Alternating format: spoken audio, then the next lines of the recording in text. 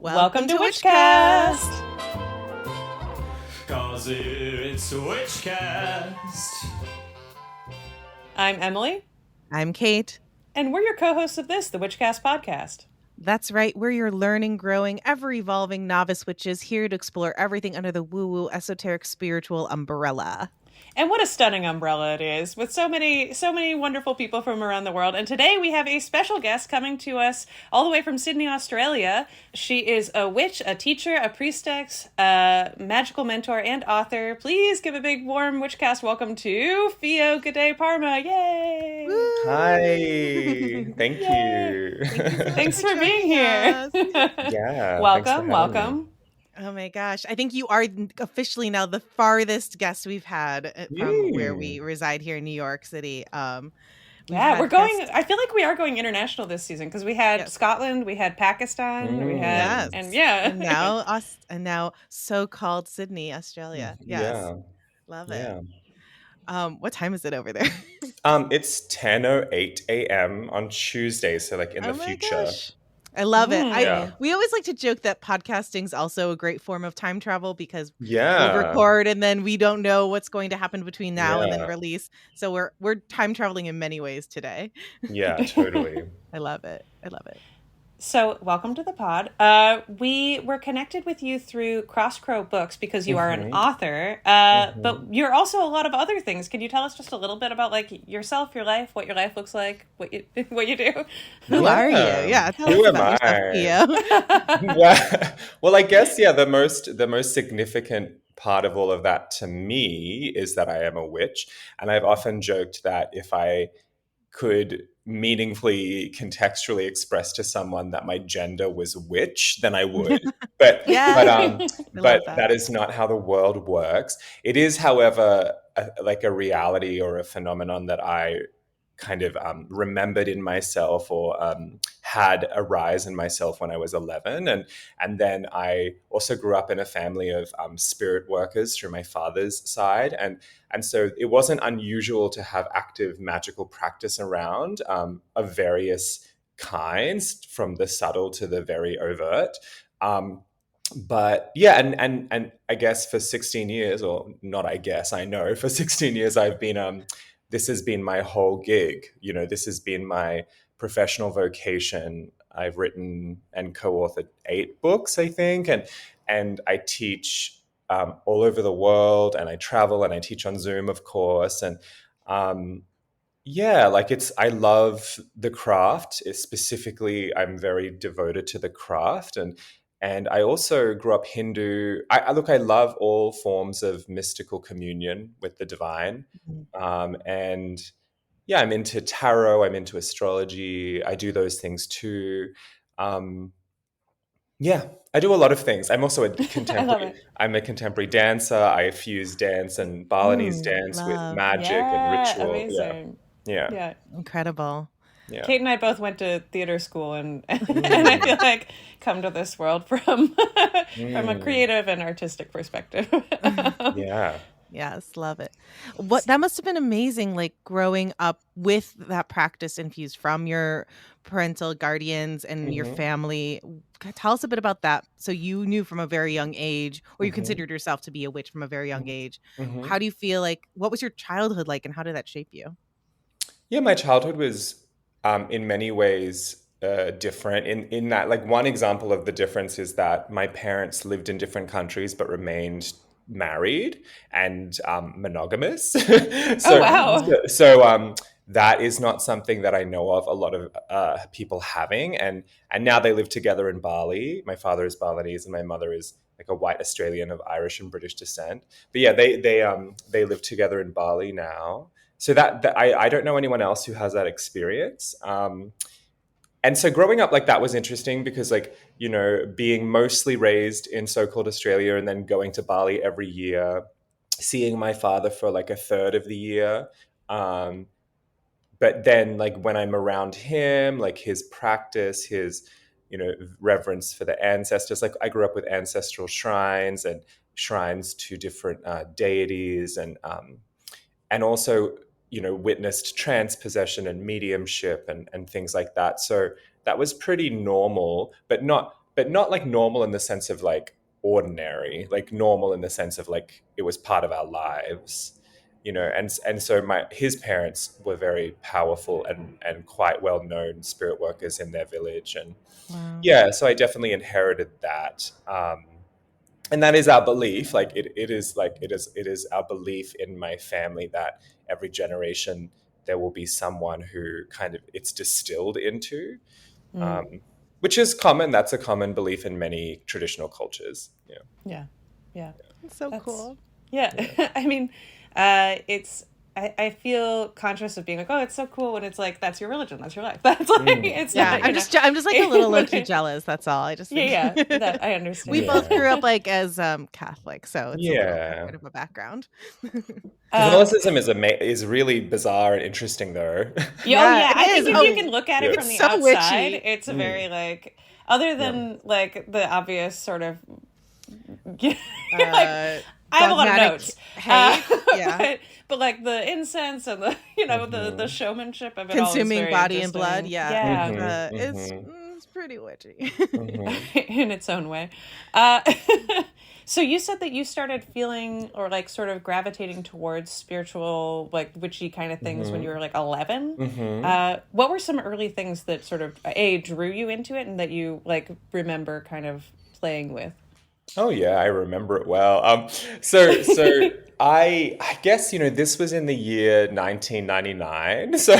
So like there was a lot around me that the media world then was kind of pumping this the craft charmed Buffy kind of situation. What was interesting for me was that I kind of had that realization and then came upon it. Like I remember the exact first episode of Charmed I saw, and it wasn't because I knew that it was happening. It was because I walked into the living room and it was playing on the TV, and I already knew what I was. But then to see some version or semblance of it on screen was interesting. And of course, it's like Charmed is ridiculous and fun and camp.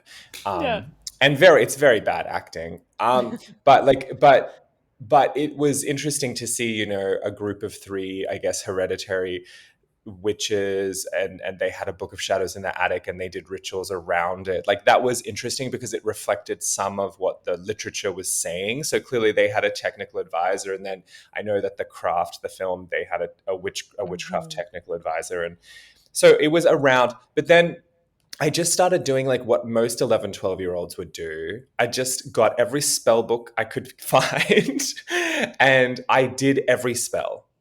Wow. And I really actually still credit that for giving me a lot of magical direct experience, because I did every spell. Like I was like, I'm going to try every single thing in here. I love it. I'm so bold. Yeah, it was very bold. That we have very similar origin stories. We're all very close in age, I think. Yeah. And 90s kids. Totally took the book out of the library. Did not do every spell. Oh, I was spells and just read it all. Yeah. No, I did every spell. I love it. I'm impressed. What did you do? You remember? Awesome. Did any of them work? Do you had any results? Of course they did. That's the thing. Like, but that's the thing. Like, that's why I was like, "What is this?" Because I was like, untapped power. What? Because it was working, and I think that's the thing that's really fascinating about witchcraft, is that it is a workable system, right?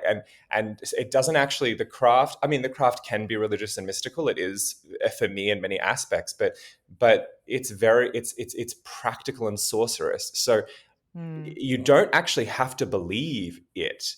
Obviously, it's great if you have conviction, and if you can suspend your disbelief. But again, I guess I didn't really have to suspend disbelief because I grew up in an animistic spirit working tradition, right? So I knew without a doubt, viscerally, intimately, that these things were very real. So I was like, for me, it was a challenge. It was like, can I make it work? Right. And, I had a lot of really bad results too. But the thing was, there were still results. So I knew something was happening. Like I was like, oh, I accidentally fucked that one up. And this one, this was bad.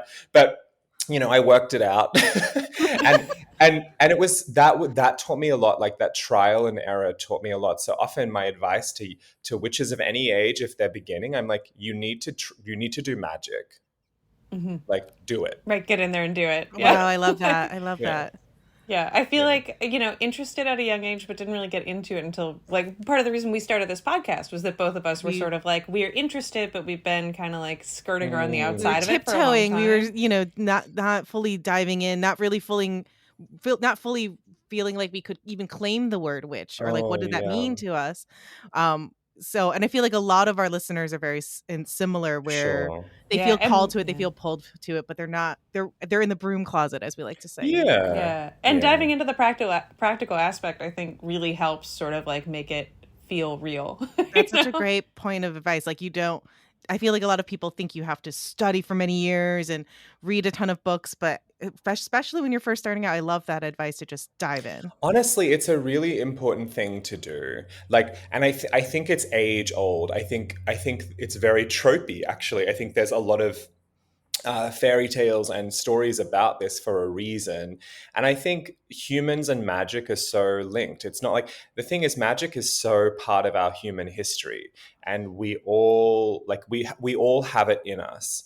And so the ability to, get it to rain, or which was one, I can still remember the exact spell. The ability to get the sun to come out, the ability to call money to you, the ability to find lost objects, the ability to go invisible in a classroom, or like invisible unnoticed. But that one was really great because I tested that multiple times, i.e., I would do the spell, I would feel the shift, and then in the middle of broad daylight in a classroom, I would put my hand up to answer the teacher's question, and I would sometimes be the only kid with my hand up, and they wouldn't see me. Amazing. And I still remember every word of that spell. That's awesome. Yeah. Might need to ask you later for that. Yeah. That is such a good spell, especially for a kid to have. It's amazing. Well, it was in a book called Spells for Teenage Witches by Marina Baker. Stop. And she's like I think she might still be alive. She's an English witch. I have it in my bedroom. It's an orange blue cover, and I loved that book. I did almost every spell, and yeah, it was great. And that spell was, if you forgot your homework, you did it. you did it so that you went unnoticed in the classroom. Yes, but then I would test it, you know, and so that's the powerful thing about magic, is it is very real. And so how the trick then is, how do I figure out how to get it to work? And every witch body, every magic practitioner, we have different slightly different avenues. So we all get it to work in different ways, but one of the tricks is to figure out how you can get it to work.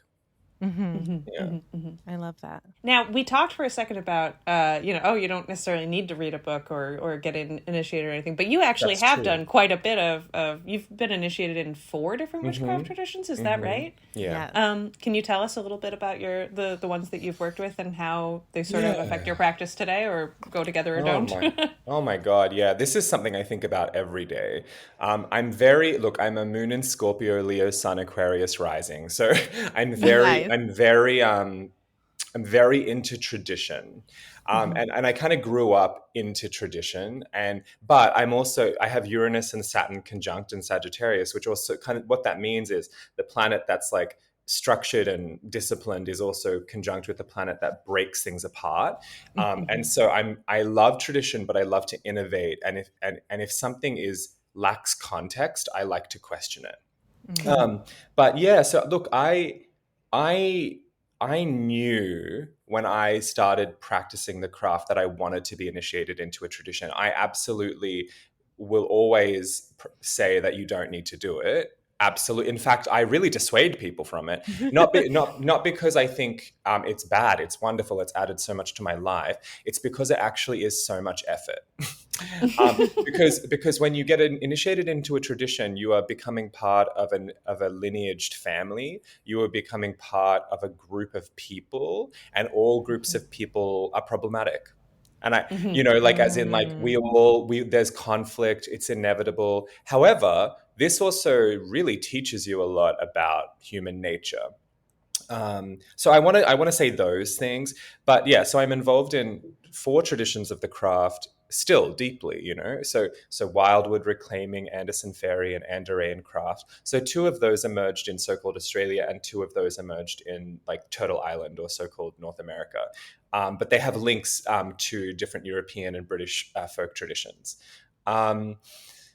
Yeah, like I don't know. I could talk a lot about those. Look, the for me, those being involved in traditions, there's both gifts and responsibilities. There's mutual obligation.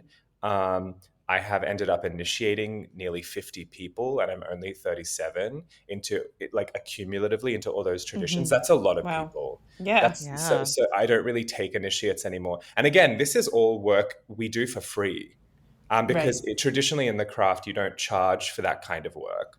I do charge for like public classes and stuff, of course, but for the intimate work of training someone in your tradition, and again, like how do I kind of say, a tradition is not just a set of practices. It's also like, yes, there's sets of practices, but a tradition is like a stream, a current, a powerful constellation of forces, of spirits, of folk traditions, of customs, of experiences that is passed as a passed with great virtue and tenderness and love from person to person, which of course makes it a tradition, right? And so Right. it's an act of great risk, because often it's something that's really precious to you. And so when you pass it, you're risking it transforming, which is part of what tradition needs to do. But you're also kind of saying, here, now you have the keys. Now you have the keys, because no one is higher or lower, right? Right. So the only hierarchy in initiatory traditions really is, are you initiated into the tradition or not? And that Right. doesn't make you a witch or not. That doesn't make you even a priestess or not. But it does make you a witch or a priestess or a spirit worker of that tradition. And so then you do represent certain gods, maybe certain spirits, certain magical styles, and even there are certain tools. Like I've written books about the Iron and Pearl Pentacle, which are tools that specifically come from the Anderson Fairy and reclaiming tradition. Right. Yeah. Yep. I mean, I feel like it's sort of like joining a family. Like once you're part of a family, you are part of what that family is. But it Yeah. also, it's also complicated. It's It's a so lot complicated of because you don't all like each other either. And yeah, it's right. Just like a yeah. yeah. Yeah. And you're like, oh, I have to get along with my auntie, even though she's like, whatever. Yeah. Yeah. Not how I interpret the tradition necessarily. No, that's I love correct. I love that you straight up acknowledge that though, because I think that is something I struggle with. I think a lot of people struggle with is looking for this kind of ideal perfection Yeah. in our practice and who we align ourselves with. I think we're all very hyper aware in today's society of everything what everything can symbolize, what everything can mean, the intentions of other people. We're very quick, Hmm. I don't want to call it cancel culture, but I think like we are just always constantly analyzing. And so I think just straight up acknowledging that aligning yourself to a tradition, initiating into a tradition is to be human, to be work with other Yes. humans, and humans are to err. Totally. Yeah, I love that. That's a great Yes. reminder. It's also Yeah. the best part of it. It's Yeah. also it's like the worst and the best part of it. Yeah, Yeah. 100%. Mm. So you touched on this a little bit earlier, but I wanted to ask you because we usually ask all of our guests, but you kind of managed to do it just without us asking. But what is your relationship to the word witch? It's who said this? I believe it was Laurie Cabot who said, she's like, I'm sure you know, but for those who don't, she's like the official witch of Salem, Massachusetts, right? She's like had a long history there for decades. So I believe it was her who wrote or said that witch is for her the most delicious word. And my relationship to that word is that it's who I am. Like, it's not, for me, it's not a belief system. It's not a constructed idea. It's not something I wear. It's one of the few English words that describes my experience of the cosmos. And so, like, I do have a quick runaway throw kind of like, I have a distillation of what it means for Mm-hmm. me, which is that a witch is a sorceress, anti-imperialist, transgressive spirit worker. And that Yes. comes from, decades of like looking at folk material, of being initiated in traditions, of practicing. That's my attempt at going, this is what I see across the board, that witches are, we're ecstatic spirit workers who transgress the bounds of empire. And Mm. usually witchcraft is, so witchcraft and magic, some people think it's synonymous. For me and for many witches, they're not. Witches work magic, but we work witch magic. Mm-hmm. So a magician and a witch, you can be both, but they're also different. Like, I'm not a magician. Right. I'm a witch. And so witches, we transform, we shapeshift, we fly, we curse, we bless. That is a big, I always teach my students how to curse because it's part of the inheritance of the craft. And one of the ways that we understand cursing is in the context of the greater cosmology of things. And so if we have two hands, like, the left often we associate with binding, blasting, cursing, and the right hand, blessing and opening the way, we need to know how to work with both hands. And Mm. there are times that we can abate greater harm by working justice magic, right? And so often a Mm-hmm. curse, like often the way that I do curses, it really names like the behaviors that are abhorrent, and it creates consequences for them. However, it always gives them an out. It gives them like an out. So basically, like the out in the curse is, if you stop, if you stop doing all of this, if you truly transform and leave this behind and make amends for it and repair, all of this will lift from you. So it gives them, you know. But I Yeah. have done many curses in my life, and I probably will again. And it's always about someone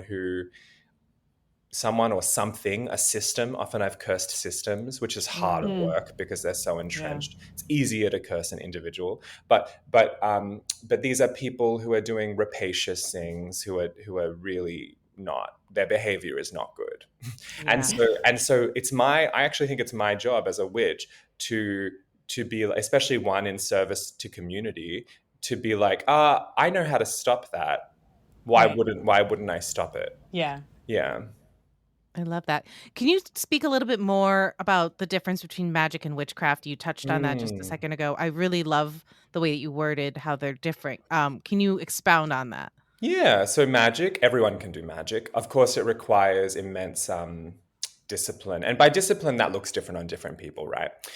Discipline, when I say discipline, I just mean presence. And that looks and feels different for all kinds of different brains and bodies. But magic requires presence, and every human on earth can do it. However, witchcraft is a different thing. Witchcraft is kind of like a cross-cultural phenomenon of ecstatic spirit work. So it requires, it often lives inside of intimacy and eros with different spirit beings. So with magic, you don't actually have to have intimacy and eros with different spirit beings, but witches we do.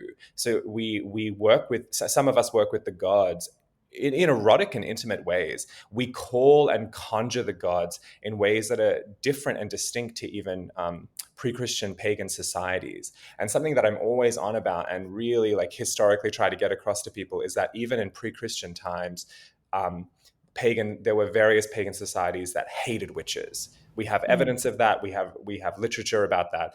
And so it's not just the church or monotheistic traditions that hate witches.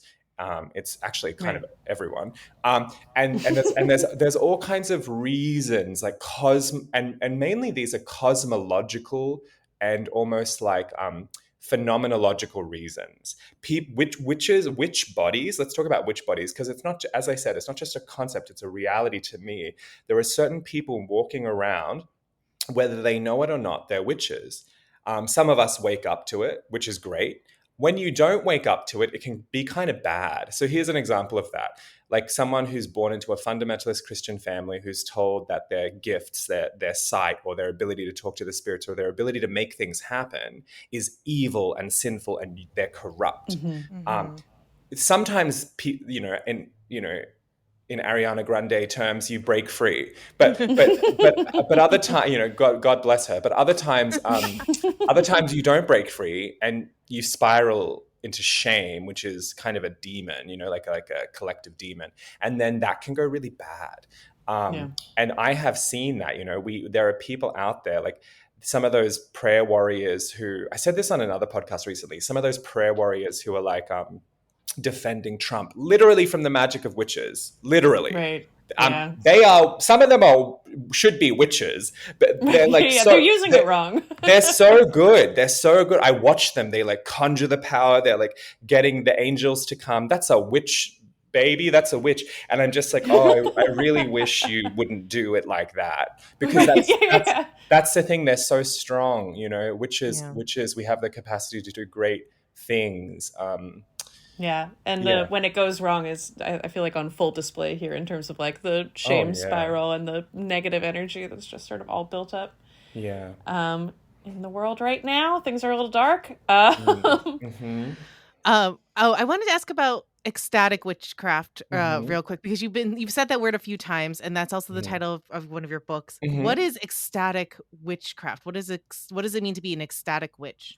Yeah, I guess for me, when I specifically say that, I'm drawing attention to the nature of, so it's not a tradition, it's more like a way of talking about witchcraft. So ecstatic, the old word, like it's Old Greek, and it means something like to stand outside. So ecstasis, to stand outside. And so these are like, I think immediately of Dionysian and Bacchanalian traditions from those time periods, which were also banned very, very much banned by the powers, because they were terrified of the power of women and eros and things like this. But basically, an ecstatic experience is like where you become aware that you're more than what you're taught you are. It's where you become aware that you're also a tiger, or also the sky, or also the rain, and not just intellectually aware, but viscerally, somatically capable of being those things. And so like ecstatic witchcraft I would argue all witchcraft is ecstatic. But when I say ecstatic witchcraft, I'm really emphasizing that at the core of witchcraft is trance, which is, you know, going into altered states of consciousness. Most of our magic is done by going into altered states of consciousness, whether that's to just access deeper parts of ourself or travel into other realms, whatever, right? But and then as well as this, it's about changing shape. To stand outside of oneself as only human. It's remembering that we have multiple lineages and rivers that make us up. You know, and again, all the old stories of witches become clearer then, right? They're like, oh, witches can change into hares, witches can fly on broomsticks, witches can da-da-da-da-da. These things don't come out of a vacuum. They're very real. And so how is it that witches are able to do those things? And so that the technologies inside of what we call ecstatic witchcraft, that's how we can do those things. Yeah. Awesome. So good. I have a confession to make, which is that I saved a passage from one of your, when we were just talking about like the nature of witchcraft, and you know, you basically just said exactly this, but from from The Witch Belongs to the World, where you said it, like right at the beginning, I screenshotted it and left it on my desktop because it really spoke to me. But to get it out of the way, I define witchcraft as unsanctioned anti-empire, transgressive, oracular, ecstatic, sorceress, spirit work, all that stuff. I thought that whole section, I mean, like, everything's great, but I was just like, yes, that's it. I feel like that's been the thesis of this podcast in a lot of ways. Totally, yeah. Is that we keep meeting people from around the world who are doing something different. And, you know, the things that get labeled as witchcraft are just the thing that is challenging the norm in a lot of ways. And anyway, there's a lot to unpack. But I just want to say, great, love it. Thank you. Yeah, can we dive into the anti-imperialism a bit, the anti-colonialism? So Emily mentioned before we started recording, we'll probably go out around the American holiday of Thanksgiving, which is very charged. And you speak and write a lot about anti-colonialism, anti-imperialism.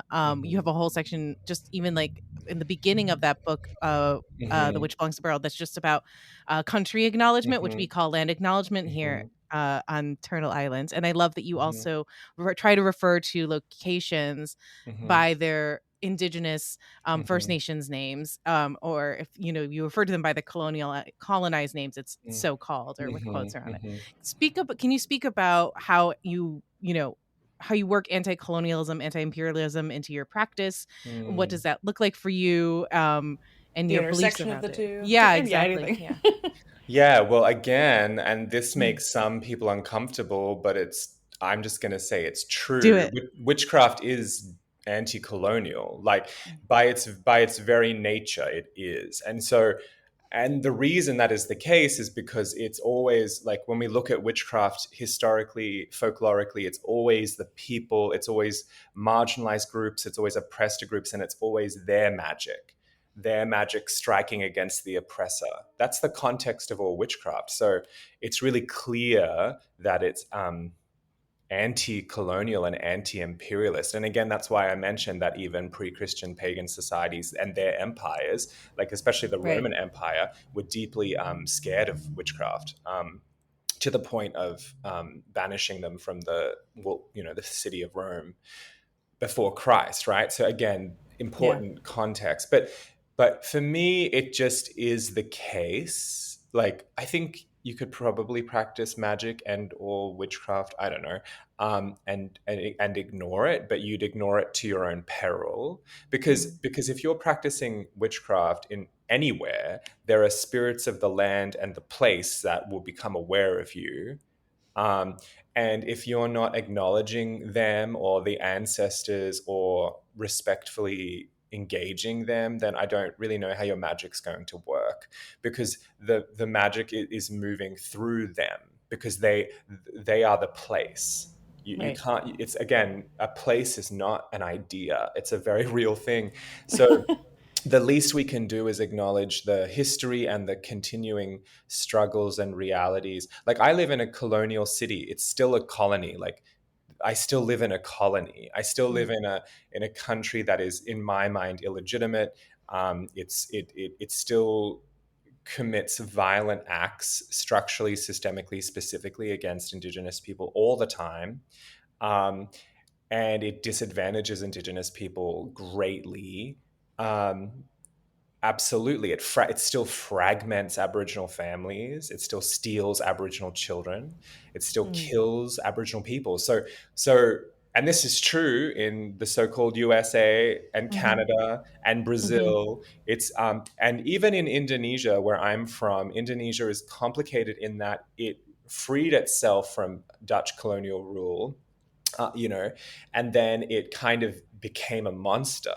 Like, and through, those Indonesian islands are made up of so many beautiful, distinct ethnic groups on every island, multiple languages. There's like 17,500 islands in that archipelago. It's the largest archipelago Mm. in the world, most biodiverse region in the world. I was born in Bali, particularly. It's its own island, it's its own culture. But then you have, I think it was 1945. You have the creation of Indonesia, Right. and then eventually Indonesia as a nation state, highly militarized, begins to oppress and murder people in West Papua, and which it still is doing. So, Mhm. so like that's complicated. Well, that's not complicated. That's really straightforward. But it's Mm. It's interesting that even recently liberated people who've liberated themselves from like European colonial rule then go and commit the same atrocities. It's like very fascinating to me. I mean, I could point exactly also to the state of Israel and say the same thing.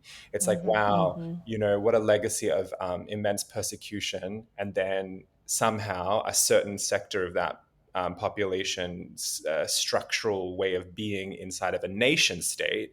And again, it's like so clear. It's like, well, we're not talking about Jewish people. We're talking about the state of Israel. Then they commit the same atrocities. So it's like that's really worrying that humans do that. Um, Yeah. Yeah. To say the Yeah. and least, yeah. yeah, Yeah, that we can't seem to like get our own shackles off and keep them It's off without yeah. creating new ones to put on someone else, or. Yeah, totally. And I guess there's a choice, right? You either the great many people, because it's like the structures and systems that create that, but then the people can either reject that, protest that, or kind of become complicit in it. Absolutely. Yeah. So, and then there's that settler colonial kind of way of being where you just, and like, God, so much of me is probably definitively guilty of this too, where you just kind of go along and you're like, okay, I'm just going along. And Right. because you're trying to survive, you know. Right. Yeah. And Yeah. but even through my own trying to survive, because of the structure in the system, there is like I have certain privileges in so-called Australia because my mother is a white Australian woman, and in that she and I, and maybe more, it's complicated, but she and I can move more freely and spaciously in this country than the people who are indigenous to this country. That's Right. wrong. So, Yeah. so witchcraft, to bring back like that, you know, I know that those statements to me, which are just factual statements, are so like will blow people's minds because some people are really into denial. But then witchcraft is about relationship. It's about visceral connection. It's about understanding and honoring the depths of the wellspring of the land and the ancestors. And so, like, how could that not be, you know, connected to decolonialization, to anti-colonial work? It is, by its very nature, connected to it. Right. And again, you just have to look at the folk trial and witch trial records to begin to and just to kind of do a vague analysis to begin to realize, oh, some of these people, obviously, a lot of them who were accused of witchcraft were not witches, but some of them were. And there are academics and scholars who explore that now. Right. And especially like people like Isabel Gowdy, who was a very famous 17th century Scottish witch, and her trial records and her confessions are very illuminating, sociologically, culturally, economically, and also magically. And so, yeah, and so I also always say like the witch trial period, and also there are still people in many countries who are harassed for and killed for malevolent sorcery or what people call witchcraft. That still happens. But in those periods, yes, it was misogyny, absolutely. You know, 80 or 85% of the victims were female or assigned female at birth or women in society, right? But there were many ways and are many ways to discriminate against women. You don't have to invent witch trials to do it. The witch trials happen because of a strong established cultural fear of witchcraft specifically. And I think more and more scholars are beginning to, because people had all these other pet ideas for centuries, but I think mainly these days people are like, oh yeah, like actually they were just terrified of malevolent sorcery, and so of course it was impacted by other things, but the central reason was the fear of witchcraft. And that brings us right back to the Roman Empire, right back to Scandinavian countries who were also terrified of it. But there were certain countries who were not so terrified of it, or cultures, should I say, who were not so terrified of it. Yeah. I think another part of the decolonization practice that is something we talk about a lot on this podcast, and I feel like we try to be very aware of, is the act of pop culture witchcraft acting as an agent of colonization. Like there's a lot of cultural appropriation Yes. discussion in the witchcraft world, especially in like Western and like Yes. societies. I feel like we go to like Spirit Halloween, which is like a junky Halloween pop-up store here in the US, and there's now aisles of just tarot cards, generic tarot cards, and like tarot and witch, very generic like witch themed decorations for Halloween. It's the most like capitalism is really what is commodifying Yes. witchcraft in practice in a way that's palatable and exciting and very surface. And so I think it's something that we try to be very cognizant of, as we both kind of identify as eclectic, which is we pull from several different areas of study, and we're both like individual practitioners. Not to speak for Emily, but I think like we when we interview so many people of all different practices, I think we always try to emphasize to our listeners that doing your research, doing your work Yes. before, like you said, before you start to break free of those barriers, knowing what those barriers are first, I think is really important. What are your thoughts on, but I do think there are a lot of ways that people, consciously or not, can actually be agents of furthering capitalist colonial Yeah. mindset in their practice. Yeah, on a in a lighter, not a lighter way, but in a more surface way. Like, what are your thoughts on that? On like commodification and cultural appropriation. Yeah, Yeah. that little Again, thing. yeah. Look, again, because I'm a brown witch and have been kind of visible for a while, I often get asked this question in my communities, which is interesting, because I can only speak. Look, again, I'm an Aquarius rising, so I'm good at like meta analysis and tracking, but like. Yeah, look, I've taught classes about this because I'm passionate about it. I have a few things to say. One is that the conversation around cultural appropriation has become immensely decontextualized, diluted, and mainly hijacked by sometimes well-meaning white people, but also sometimes kind of irritating white people. By which I mean, there's this like, and really it's quite racialist. So for instance, so say like, and I've been in these exact situations. So say there's a group of white witches who are like, you who are like, you can't venerate Ganesh because you're of Slavic descent. So they're saying this to another white in the system friend of theirs or something, and they're ganging up on this person. These are I'm adapting scenarios, but these are real. Sure. These are real Names have been scenarios. changed to protect. Yeah. Yeah, and then this witch comes to me, someone who grew up Hindu and whose father has a Ganesh shrine, right? And is a witch. And then they're like, oh, you know me, and you know my relationship with Ganesh, and you know that it's real. I'm like, yeah, I do know that your relationship with Ganesh is real. And then they're like, should I not do it anymore? I'm like, and then most people, especially most Hindu people, would be like, of course, worship Ganesh. Like Right. to us, we're like, why wouldn't you? But of course, there are respectful ways to do that. But this idea that someone of this descent or this ethnicity can't be inspired by or contacted by this culture over here is rubbish, and is not reflective of the immense cross-cultural exchange that has gone throughout history. But that can be hijacked. That statement can then be hijacked by other people to be like, well, see, we can do whatever we want. And it's like, but did I say that you're entitled to do whatever you're not? No, I didn't.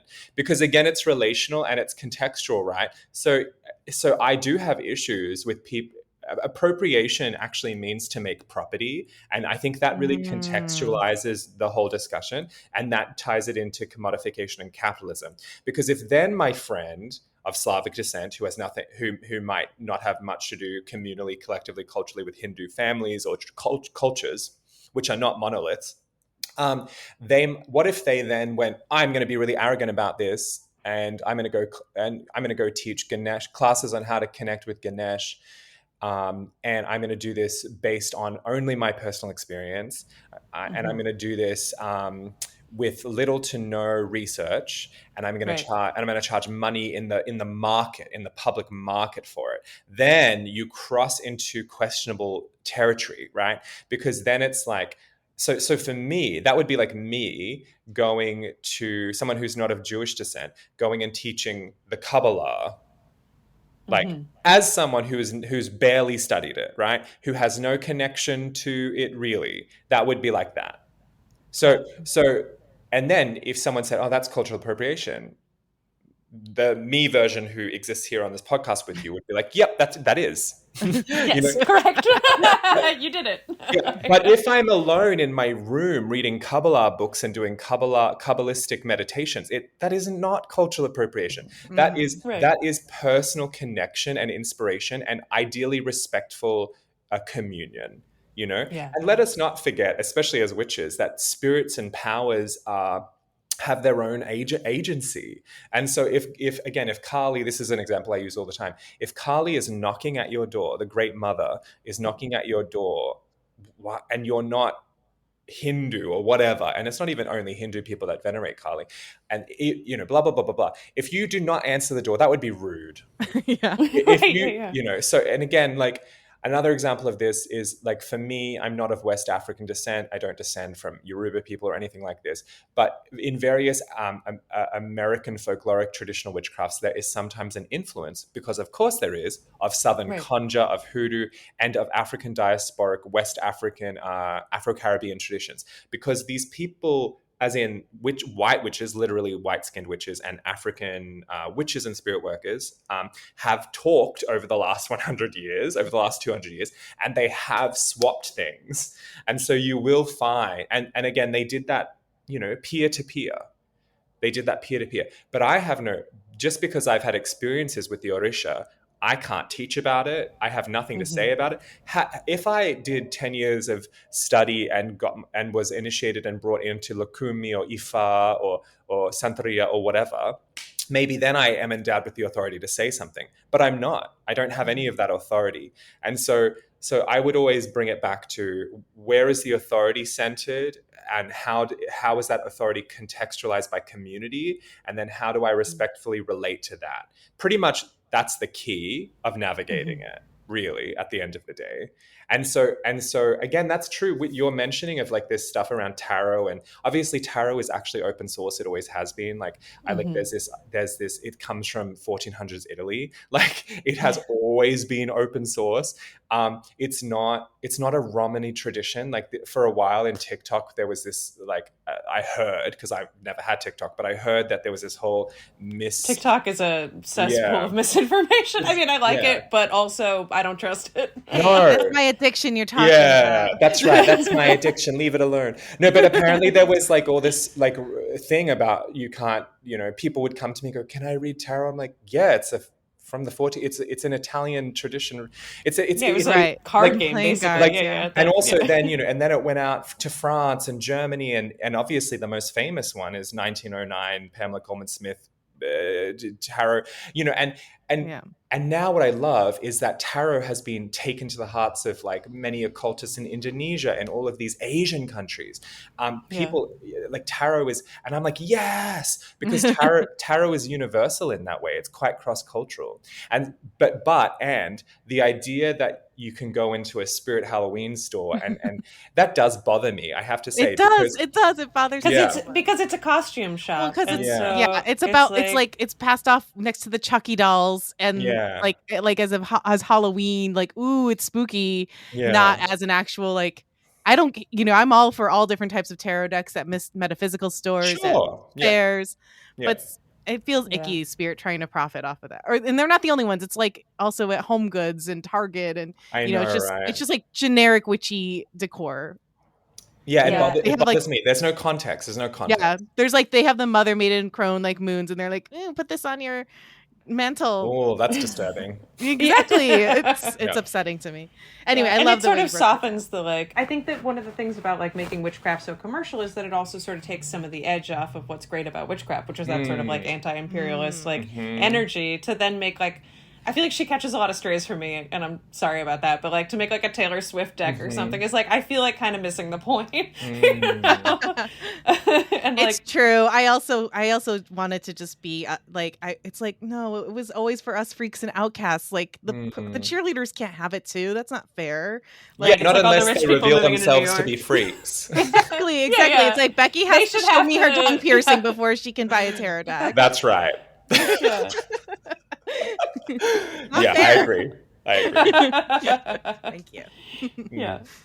The one thing I'll add to the the white person will add to this conversation about decolonization, but I work in food a bit, and we talk a lot about like appropriation and authenticity and that kind of thing in the food world. And I think what that world is coming to, and what I hope the rest of the world will eventually come to also, is that like recognizing and understanding where something came from and being able to talk about it and give credit where it's due. If you read a recipe, if it's names unnamed, but like, let's say you made chickpeas with a certain spice and then called it chickpea stew or whatever. And then people really liked it, and you said, I wrote this recipe without any sort of notes about where that came from. That is appropriation. It is. It's stealing. But on the flip side of that, there's also authenticity can become a trap for people who are It actually can. like multifaceted. You know, most people are not one thing, and no country really is like one set of people. That's right. And so trying to lock people into like, oh, you can only do this is also detrimental to like people that feel like they can only cook one kind of food because it's what they look like or what their mother cooked or whatever. You know, it's that's not good for us either. It's racialism, and it's like it somewhat supports segregation and white supremacist thinking. And and exactly. I think sharing culture is really profound. It's just, I think we've become so many cultures, especially brown and black cultures, are so, you know, under the heel of empire, and including, you know, Eastern European cultures, and it's like that's when it's like that kind of unevenness. That's when things kind of like, and then if like whitey McWhite Becky Land is like, look, I've got chickpea stew, welcome to my chickpea stew store, and that is now franchise, and doesn't acknowledge, and you know, and it's everyone's like, oh, we love that, and it's like, oh wow.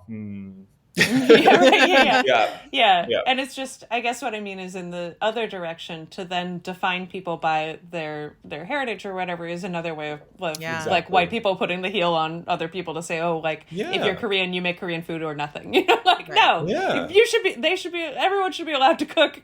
You know, exactly.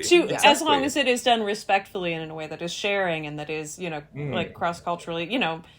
Again, it's that. Don't pretend you invented it.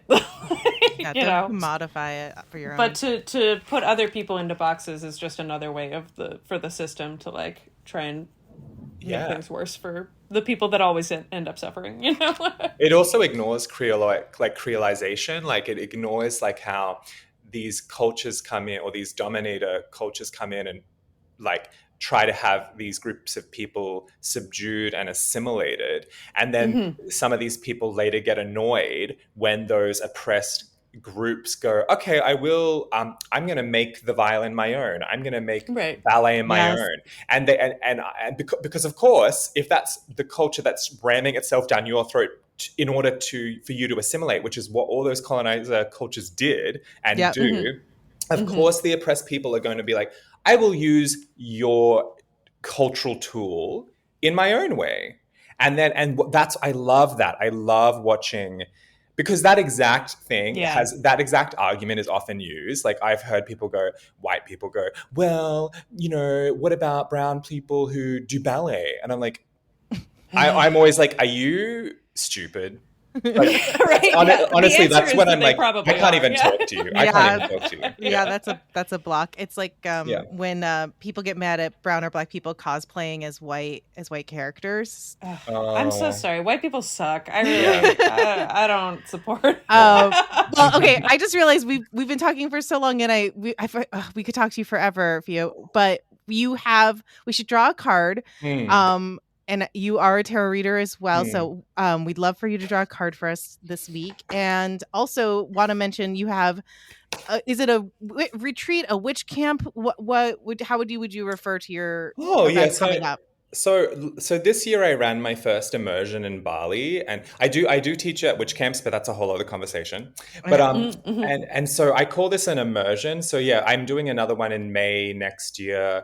And it's a 7-night immersion, and it's very much witchy because that's who I am. But it's an immersion into Balinese culture, into Balinese landscapes, but also with a lot of ritual practice that weaves together Balinese traditions and my European witchcraft traditions and various other forms of magical inquiry. And so it's like a lot of ritual, a lot of facilitated teaching and discussion.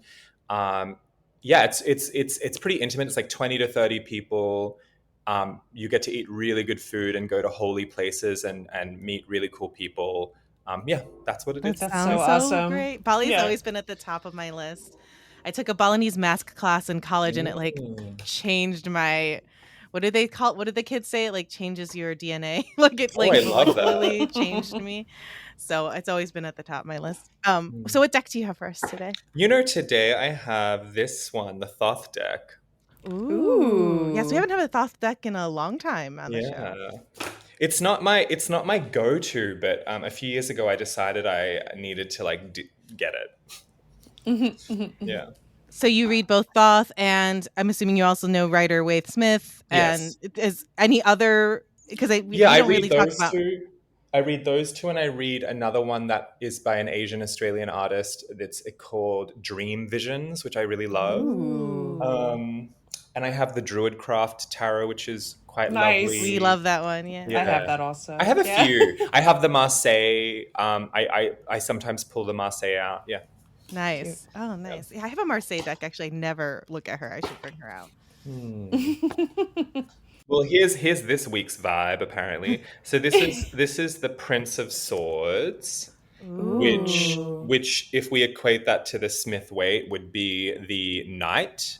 Mm-hmm. Okay. Um, I love and that. because in the Thoth they have Princess, Prince, Knight, and Queen, and so that's so Ah. Princess is Page, Prince is Knight, Knight is King.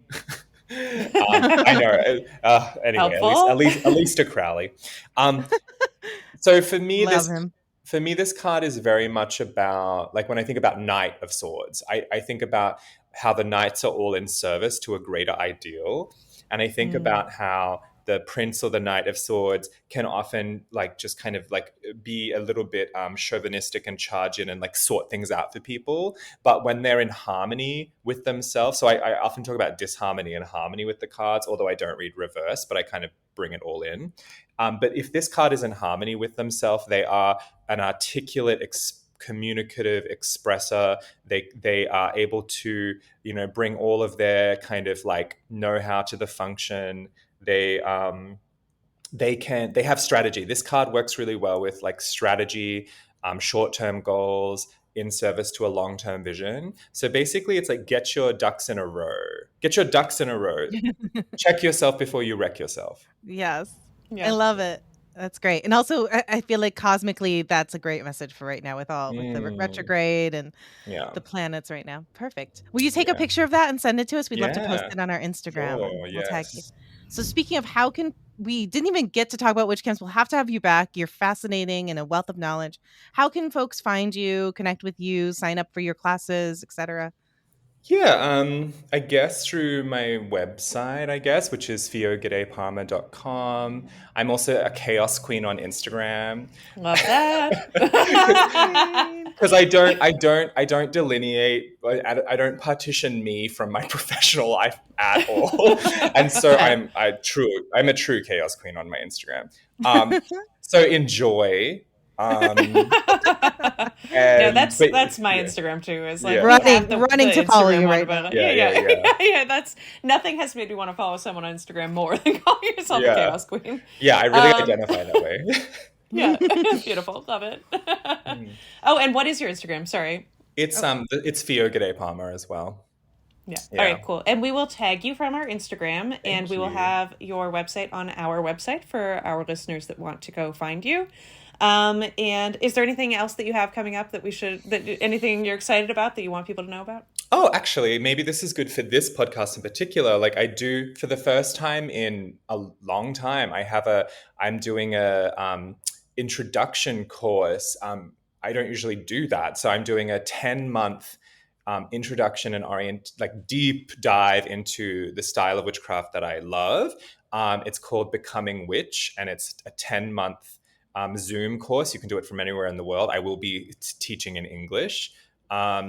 And yeah, like it's 2 hours every month with lots of supplemental material and online groups to chat with people in between.